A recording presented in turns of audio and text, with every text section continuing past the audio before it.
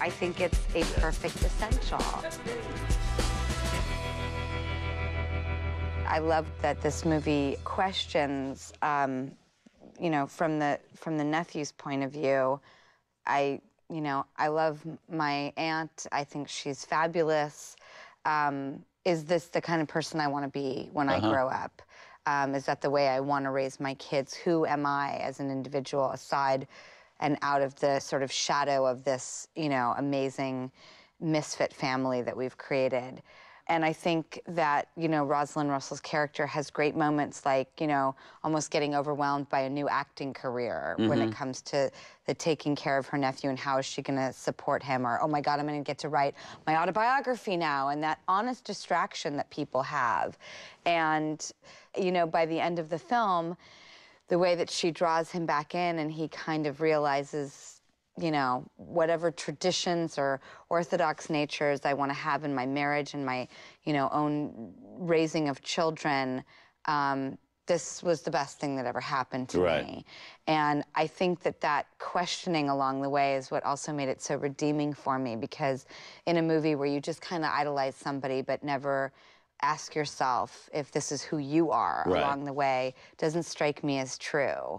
And I think that for all youths, there is a time of rebellion for, you know, what you grew up around. And I really liked that in the film. But you also have great examples of how dear she is, how much she cares for him, and, you know, what a good sport she is. I mean, when has no money at Christmas time, and she's walking down the street and she's going to take a cab, but she has no money, but she got like a dime, so she puts it in the Salvation Army thing. Just her whole, but that's the writing and the acting both, you know, to give her dimension so you really like her, as crazy as she is. Well, she even says to the nephew, you know, she's had 13 parties and it's only been 2 weeks. But they are a part of that crazy misfit family.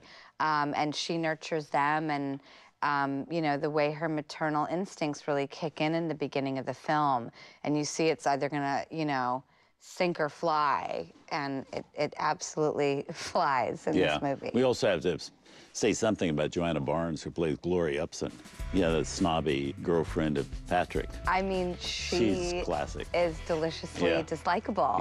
And plays it in a way where you'd be totally empathetic to, you know, Auntie Mame being like, what creature just walked into my universe? Exactly. Well, moving ahead, here's a look at the film we have for you next week on The Essentials. Gaslight, 1944. This is a movie that brought Ingrid Bergman her very first Academy Award. Angela Lansbury is a spitfire in this movie. The art direction of Gaslight gives such a claustrophobic feel. Gaslight is full of incredible metaphors. From 1944, Gaslight. That's next Saturday at 8 p.m. Eastern. You can find out more at tcm.com. Thanks for joining us for The Essentials.